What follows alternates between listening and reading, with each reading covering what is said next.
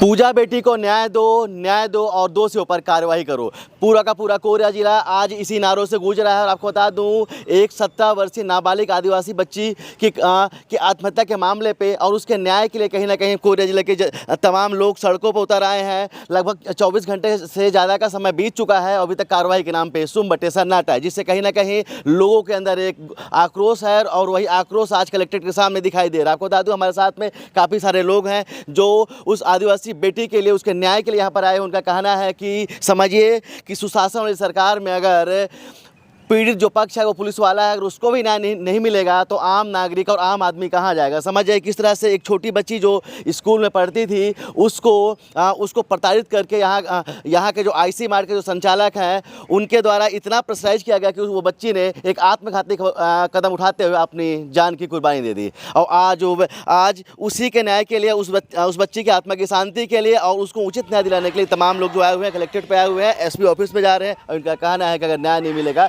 तो हम सड़कों पर उतर जाएंगे और जब तक उस बच्ची को न्याय मिलेगा हम संघर्ष करते रहेंगे। तो चलिए बात कराते हैं कि आखिर जिस तरह से सुशासन की सरकार है और बड़े बड़े दावे किए जाते हैं, लेकिन समझिए एक छोटी सी बच्ची, स्कूल पढ़ने वाली नाबालिग बच्ची, उसको आत्महत्या करना पड़ता है। आखिर ऐसा जो प्रताड़ित किया गया है, आखिर इसके बारे में क्या सोचते हैं आप लोग और न्याय क्यों नहीं मिल पा रहा है? क्योंकि समझिए जो पीड़ित पक्ष है वो खुद पुलिस वाले हैं।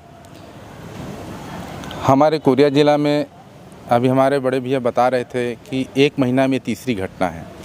हमारे कोरिया जिला में कहीं न कहीं पुलिस की निष्क्रियता है। यहाँ पे अगर पुलिस चाहती, जो 7 तारीख को जो घटना थी, पूजा पैकरा जो सी मार्ट में मार्केटिंग के लिए जाती है, उसको गलत ढंग से एक चोरी का आरोप लगाकर उसको टॉर्चर करते हैं, उसके साथ बार्गेनिंग करते हैं। पहले 20,000 का डिमांड करते हैं, जब 20,000 उसके परिवार परिजन आते हैं लेके तो फिर 50 की डिमांड करते हैं। बार बार प्रेशर करते हैं कॉल करके उस बेचारी बेटी को रात में शायद शाम को ऊपर छत के ऊपर ले जाके शायद मारे भी हैं, ऐसे सुनने में आता है।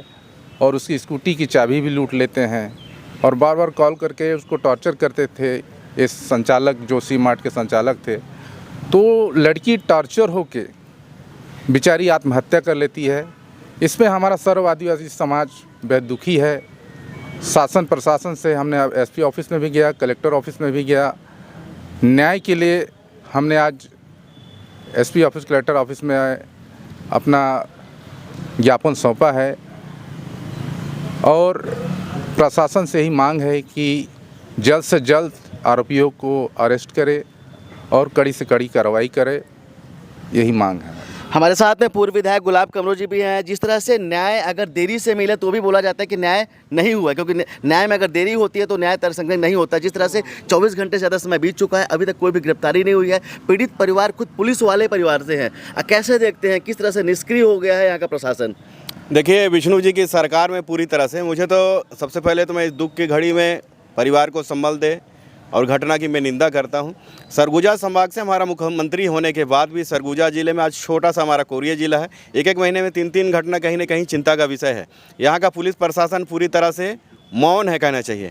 घटना 7 तारीख का होता है कि मार्ट में जब जाती है बच्ची वहाँ सामान लेने के लिए, वहाँ पर मॉल के जो संचालक हैं लगातार उसको परेशान किया, चोरी के नाम में उसको टॉर्चर किया गया। बताते हैं कि उनके साथ मारपीट भी किया गया है। मामला थाने तक पहुँचा, एएसआई की जानकारी में आई, वहाँ भी आए। 20,000 का मांग किया गया, 20,000 नहीं दिया तो 50,000 तक पहुँचा। आखिर अंततः छात्रा इतना टॉर्चर हो चुकी थी, परेशान हो चुकी थी, इसके कारण से आत्मघाती जो कदम उठाए हैं, आत्महत्या कर ली। आज हमारे बीच में नहीं है, तो कहीं ना कहीं से इसमें पुलिस पर भी प्रश्न उठता है। अगर समय रहते अगर उस संचालक के ऊपर एफआईआर कर देते, कार्रवाई हो जाता, मैं समझता हूँ उस बच्ची के जान बच जाता, लेकिन पुलिस ने कार्रवाई नहीं किया। इसके बाद देखिए 8 तारीख को घटना घटी और पुलिस, देखिए कल जब वहाँ पूरे परिवार के लोग आते हैं, पुलिस परिवार जब आता है, जो लोगों को सुरक्षा देने वाला खुद ही सुरक्षित नहीं है इस भारतीय जनता पार्टी की सरकार में। जब परिवार रोड में आता है तो जाके एफआईआर होता है। या आज देखिए सर, आदिवासी समाज उनके साथ खड़ा है, तो कहीं ना कहीं चिंता का विषय है। मैं समझता हूं कि मुझे जो जानकारी आई है कहीं ना कहीं से जो आरोपी हैं उनके परिवार से व्यापार प्रकोष्ठ जो भाजपा का जो है उसमें पदाधिकारी हैं, भाजपा के नेताओं का संरक्षण है, भाजपा के मंत्रियों का संरक्षण है। इस कारण से जिला मुख्यालय में गिरफ्तारी नहीं होना, पुलिस परिवार के बच्चे का जो इस प्रकार की घटना हुई है उसकी गिरफ्तारी नहीं होना, कहीं ना कहीं ये सवाल खड़ा करता है, ये प्रश्न खड़ा करता है कि कहीं न कहीं से नेताओं के संरक्षण में, भाजपा नेताओं के संरक्षण में गिरफ्तारी नहीं हो पा रही। हमने मांग किया है और समय भी दिया है, एसपी कलेक्टर से हम लोग ज्ञापन दिए हैं कि समय रहते अगर आप गिरफ्तारी नहीं कराओगे, उसके जो मार्ट है वो कहते हैं कि वहाँ पर नजूल की ज़मीन है, उसको अगर जांच करके उसको बुलडोजर की कार्रवाई अगर नहीं करते हो, क्योंकि हम नहीं कह रहे हैं, आपकी सरकार डबल इंजन की सरकार प्रदेश देश में कई बात करते हैं, बुलडोजर की बात करते हैं। एक पत्रकार भाई के यहाँ भी अंबिकापुर में बुलडोजर चला था। अगर दम है तो भारतीय जनता पार्टी की सरकार है, बुलडोजर चल के दिखाए।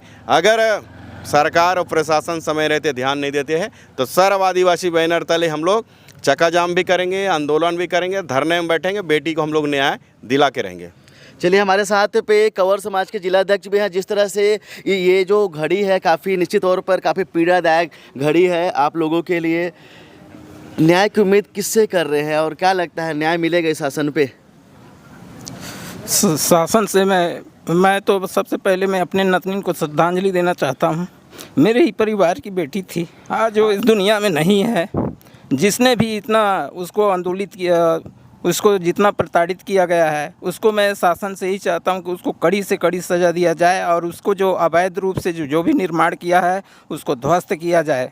शासन से मेरा यही निवेदन है कि उस बच्ची को न्याय मिलना चाहिए। अगर न्याय नहीं मिलता है तो हमारे जो आदिवासी भाई हैं और हमारे जो सर्व समाज है वो सभी मिलकर हम उग्र रूप आंदोलन करने के लिए तैयार हैं। शासन हमको चाहिए, न्याय चाहिए। आज हम दुखी हैं, अब मैं कुछ नहीं बोलना पा रहा हूँ क्योंकि मेरी ही नतनी थी।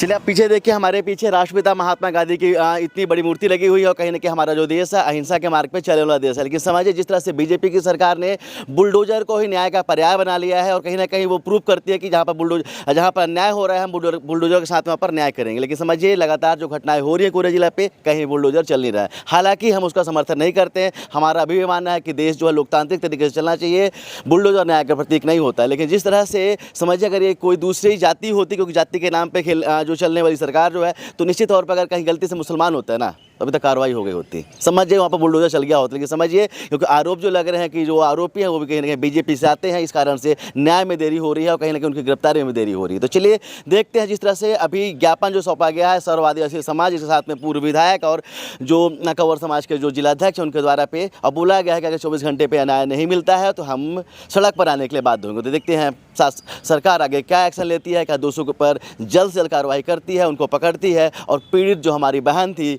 हमारी छोटी बहन पूजा, उसको न्याय मिलता है, जो कोरिया की बेटी है उसकी आत्मा को शांति मिलती है, या भी सरकार चुप्पी साधे बैठे रहती है। कैमरामैन किशन के साथ अब तक के लिए मैं सुनील शर्मा, जय हिंद।